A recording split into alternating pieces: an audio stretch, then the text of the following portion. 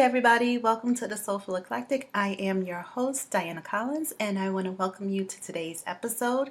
If this is the first time you're taking the time out to visit us, I want to say thank you for taking the time out to listen to what we have to talk about. And if you are returning, I want to say thank you for taking the time out to come back and sit with us and listen to what it is that we are talking about, but also join in our conversation. I would greatly appreciate it. I would like to thank my illustrious sponsors, Divine Nubian Essentials, and the amazing skincare and hair care product that they provide to us all. It doesn't matter what shade of color you are in the human race. This is for you. If you have skin and needs protecting, this is for you. This product takes care of diaper to diaper. So babies to older skin, we got you. And also thank you to Collins Education Resource Management for helping all of our students who are navigating healthcare careers and education degree plans. We appreciate you for keeping good nursing and good healthcare workers at the bedside and being there to help them as they navigate it. All right, so today's episode, we've been talking about a lot. Okay, let me just say that. First of all, we talked about reflection and living our best life and what we're going to do during that.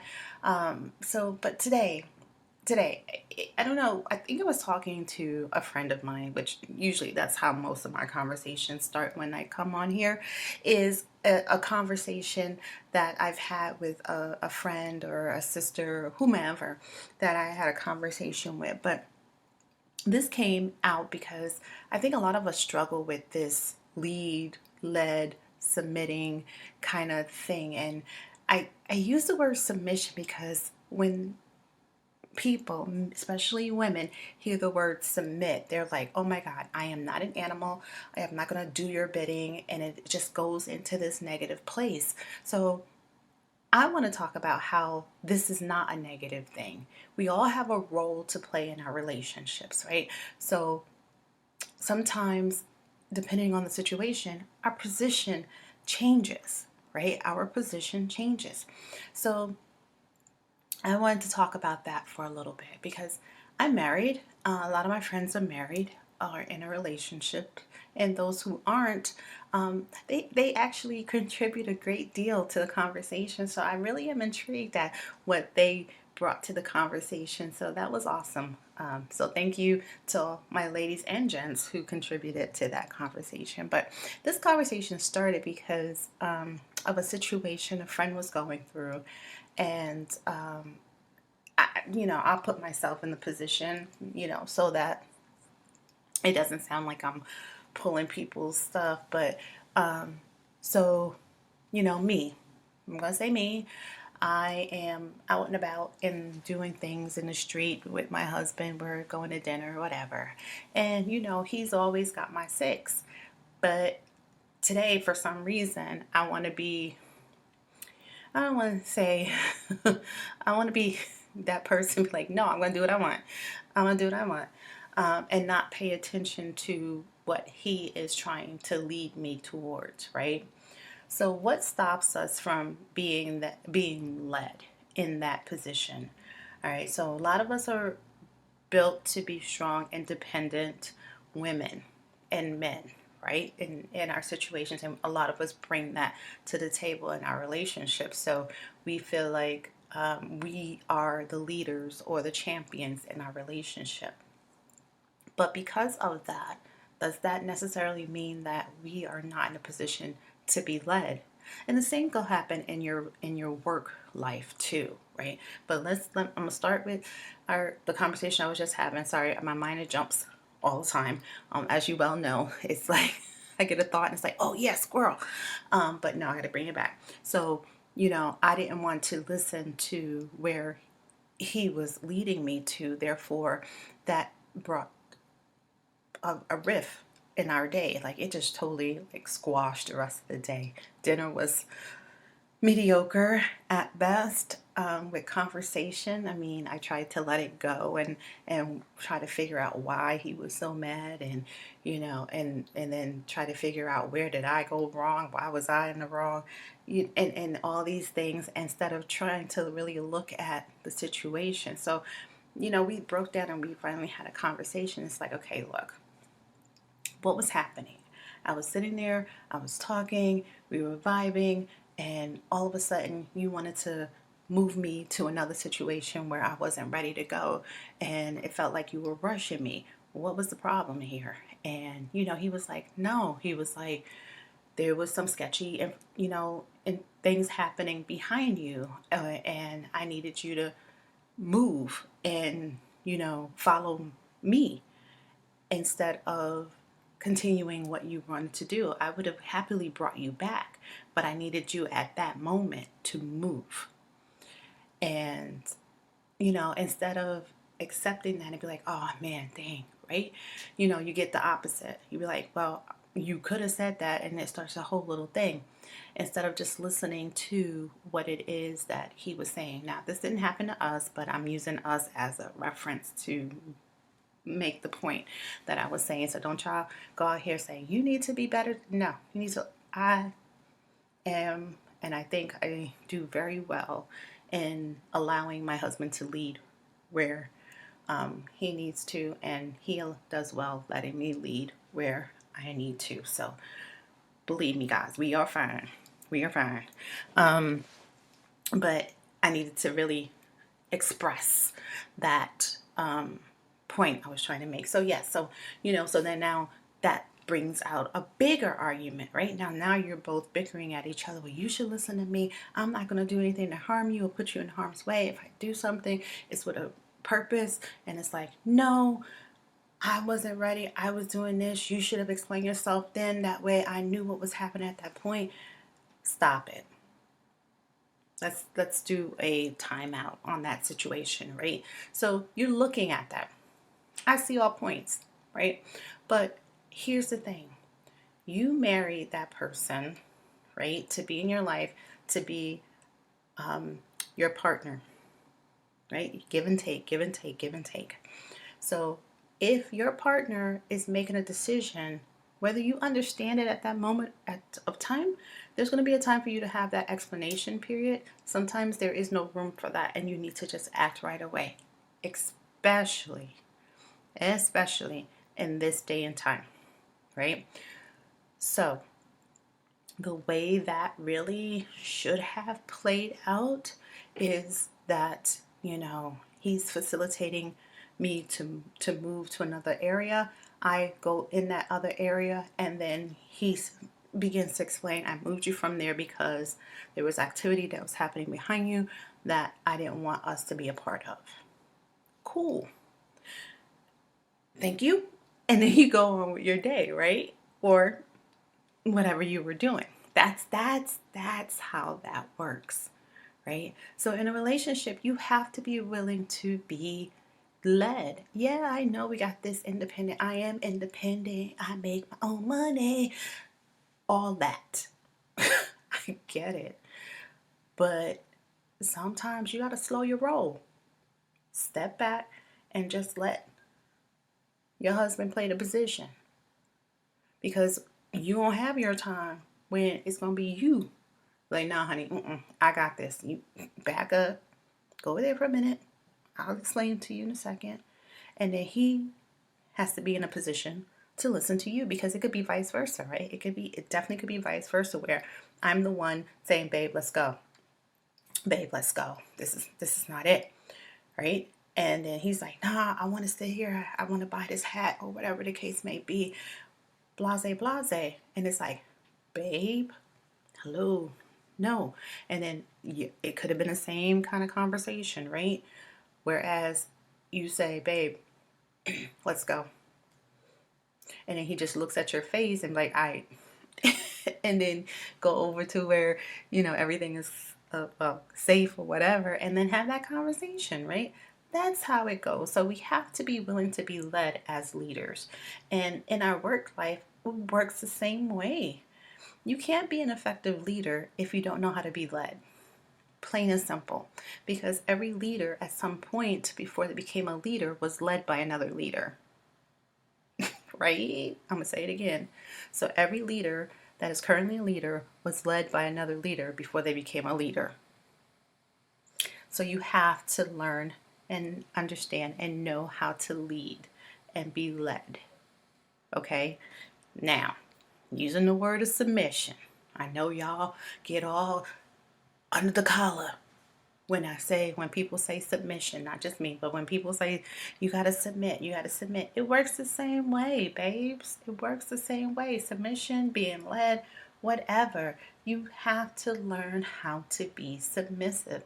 You as the wife, you as the girlfriend, you as the boyfriend, you as the husband, we all have a level of submission that we have to be able to do in our relationships. Otherwise, how the hell y'all go? If y'all both are two leaders bumping heads, ain't nothing gonna get done.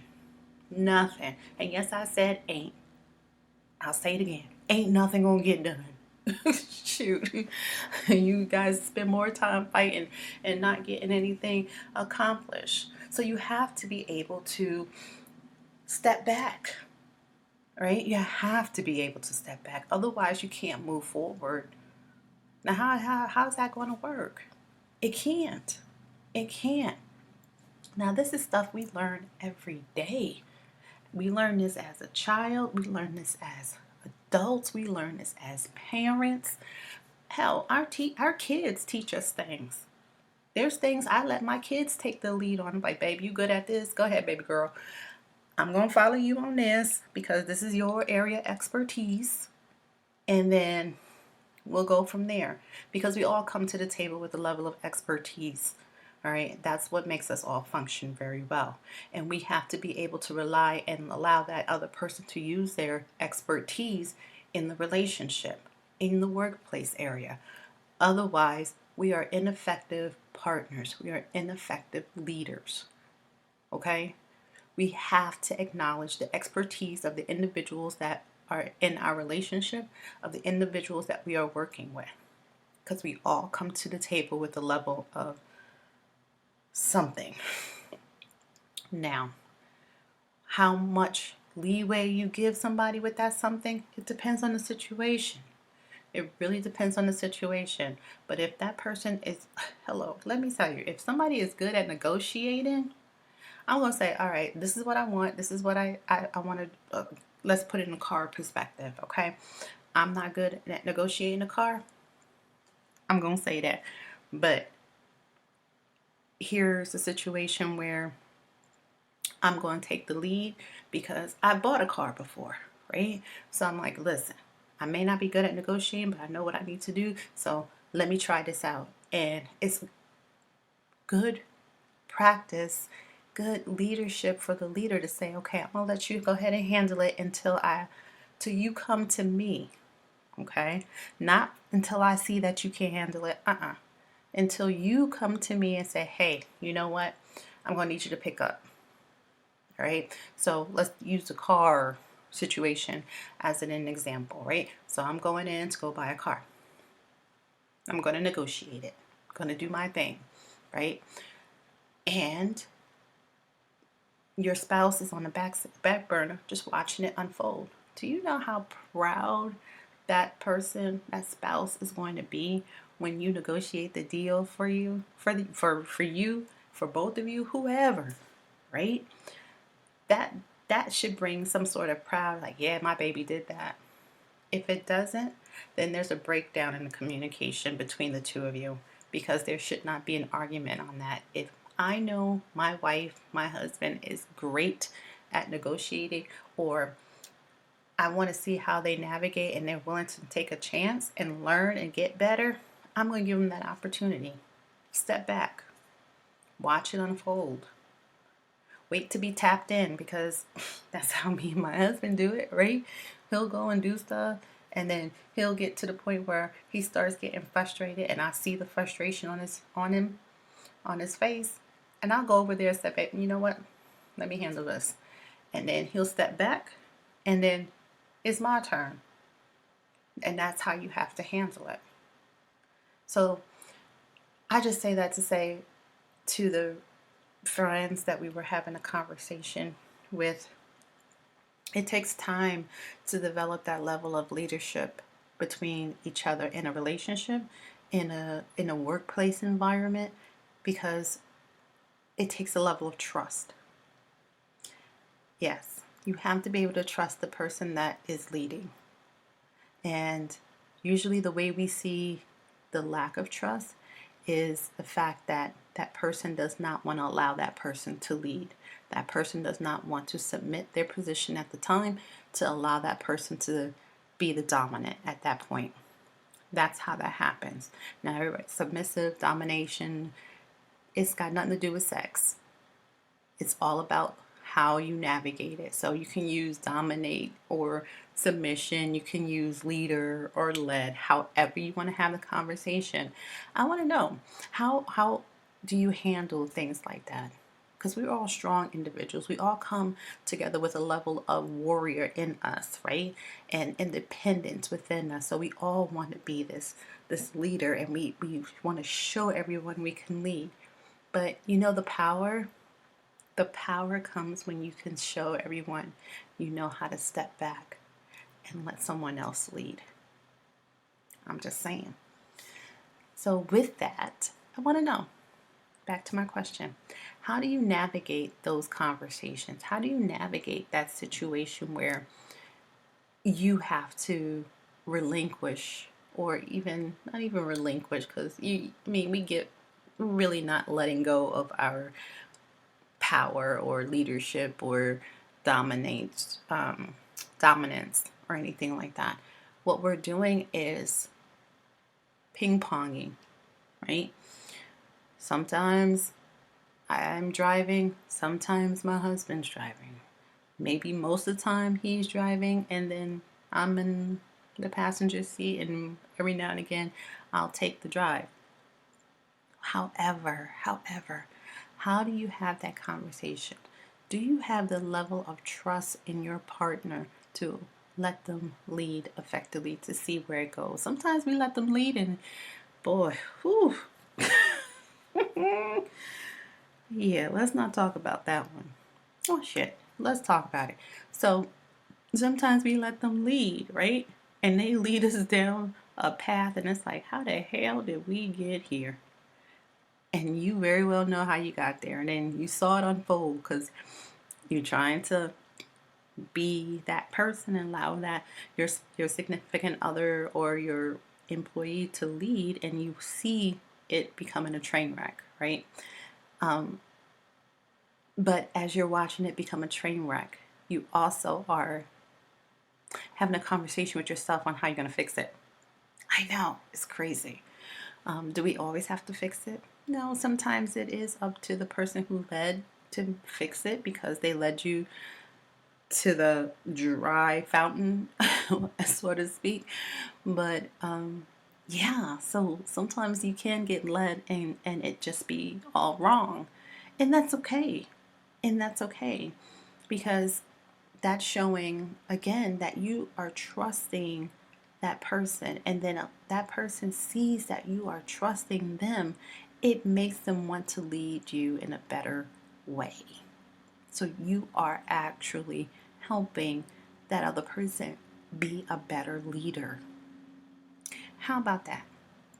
So my next question to you guys, how do you handle the navigation when the leading doesn't lead you to where you wanted to go? Because that's important too, right? Having that conversation on, okay, you just led us to a dry well and we are sitting here dying of thirst, and you said there was water in this direction.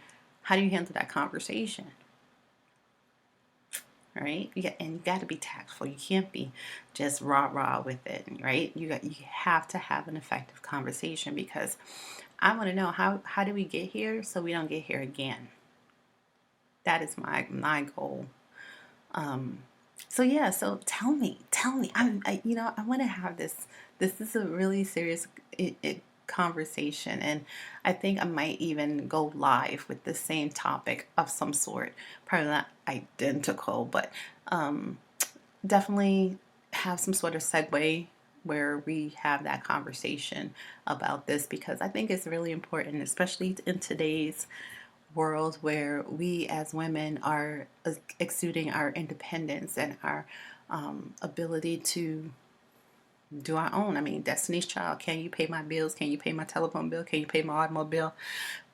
Right? And I am independent. I make my own money. Don't tell me how.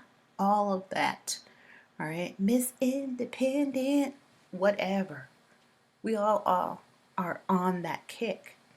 But how does that independence take away from our ability to depend? Right? And I think this also leads, talked about this in a different conversation when, yes, it was a couple of weeks ago, we had this conversation. It's on the podcast here, where we talked about, what was it? We were talking about how today, with us being independent women making our own monies, we're all CEOs, bosses in our own right? How does it look that we're trying to find men who are in that same bracket pay-wise as we are? Does that mean that the gentleman that is working as a construction worker is any less, that you wouldn't take them on as a partner because they don't make as much money, but that person loves you to death and will do anything for you and treats you like the queen that you are? Are you willing to put that aside because he doesn't make the amount of money that you make? So it kind of works in the same way with this leader being led. Kind of same conversation, to be honest, right? So it really gives you food for thought. And I want you guys to think about that. And again, share with me. Let me know what you guys think. How how does this play out? Have the conversation. Like, hey, how many times do you let me lead? And do you trust me enough to take the lead in certain situations? And also, what kind of situations do you think I'll be good at leading in? And vice versa. Why not? We do it at work. We always look at the abilities of the people we are supervising and we're leading, right? Oh, I see you good at PowerPoints. I'm going to have you do the PowerPoint presentation. Oh, I see you're good at using Excel spreadsheets. How about you do the spreadsheets for the next quarterly meeting? You, Maxine, what are you good at? Oh, okay. You're good at taking shorthand notes or whatever. How about you take the meeting minutes for the next meeting? That kind of thing. All right. That's also being a leader, finding out what your team is able to do. Find out what your husband or your spouse is good at doing. Right now, my husband takes the lead on dinner. He makes dinner, I clean up. That's the way it works. You got to find what works for you, people. That's just the way it goes. Anyways, so those are the questions I have for you. If you are so inclined and want to reach out, I would love to hear from you. You can reach us at www.thesoulfuleclectic.com and leave us a message on the message board, or you can reach us on Instagram, the.soulfuleclectic, and we're also on Facebook, the Soulful Eclectic Podcast. And just let us know. Drop us a line. Let me know how you feel. Also, if you haven't tried the products or haven't gone on the website, please try it. If not, just visit the website, www.divinenubianessentials.com. Christmas is coming, so you might want to get some lovely Christmas gifts for individuals, and it's very good for individuals who have sensitive skin and allergies. Also, this is coming up upon the time for the next school semester for college education resource management students. So if you are in a healthcare profession, going to school for a healthcare profession, feel free to reach out and let them help you navigate this rigorous curriculum that they have put forth for you at collegeeducation.com. So that's collegeerm.com. And again, I just appreciate you all so much. Thank you so much for taking the time again. Please continue to take care of yourself and each other. Namaste.